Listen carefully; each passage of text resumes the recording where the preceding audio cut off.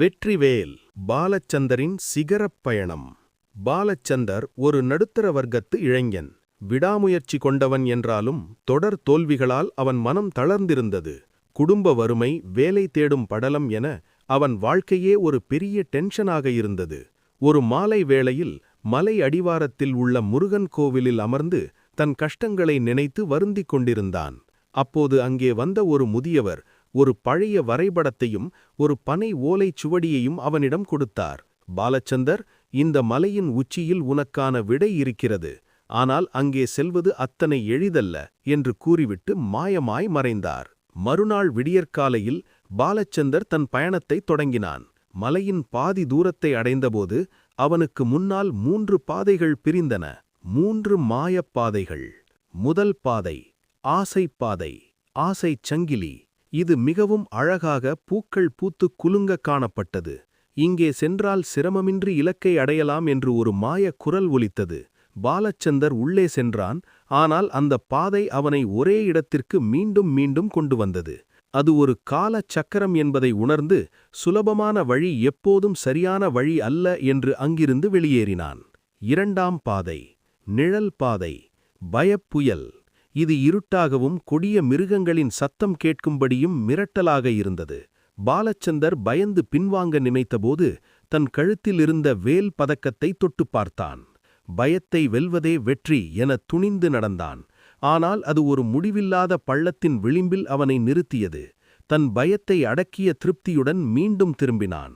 மூன்றாம் பாதை கல் பாறை பாதை, விடாமுயற்சி. இது செங்குத்தான பாறைகளைக் கொண்டது. முட்கள் நிறைந்திருந்தன.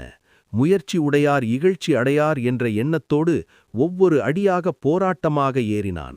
கைகள் இரத்தமாகின, வியர்வை வழிந்தது. ஆனால் அவன் மனம் தளரவில்லை. விறுவிறுப்பான உச்சக்கட்டம்.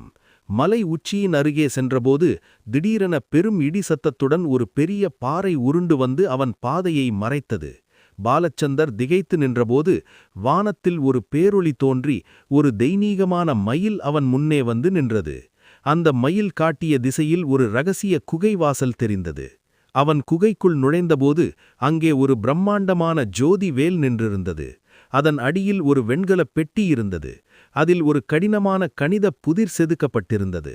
பாலச்சந்தர் தன் அறிவை பயன்படுத்தி அந்த புதிரை விடுவித்தான். பெட்டி திறந்தது. உள்ளே ஒரு ஸ்படிக வேலும் ஆளுமைத் திறனுக்கான சூத்திரங்கள் அடங்கிய ஓலைச் சுவடியும் இருந்தன. அதில் எழுதப்பட்டிருந்தது, உன்னையே நீ அறிவாய், உனக்குள் இருக்கும் வேலினை கூர்மையாக்கு. தன்னந்தனி நின்றது தானறிய இன்னம் ஒருவர்க்கிசைவிப்பதுவோ மின்னும் கதிர்வேல் விகிர்தா நினைவார் கிண்ணம் களையும் கிருபை சூழ் சுடரே. வெற்றியின் ரகசியம். பாலச்சந்திரனும் ஓலைச் சுவடியும். அவர் மெல்ல அந்தச் சுவடிகளை பிரித்து பார்த்தபோது அதில் கண்ட விஷயங்கள் அவரை வியப்பில் ஆழ்த்தின. அது வெறும் மந்திரங்களோ அல்லது கதைகளோ அல்ல.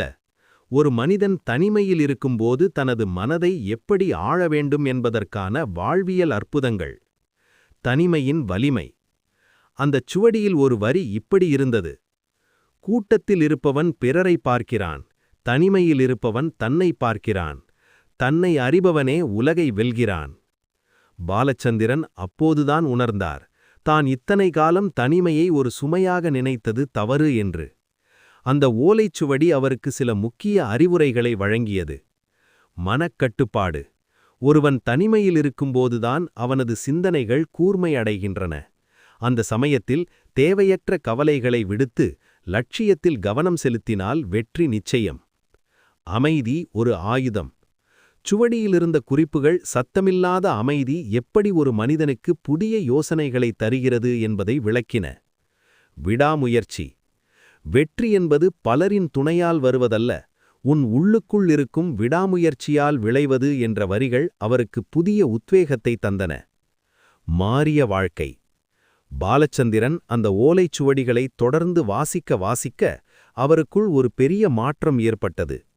தனிமையில் இருக்கும்போது பயப்படுவதற்கு பதிலாக அந்த நேரத்தை புதிய விஷயங்களை கற்றுக்கொள்ளவும் திட்டமிடவும் பயன்படுத்தத் தொடங்கினார்.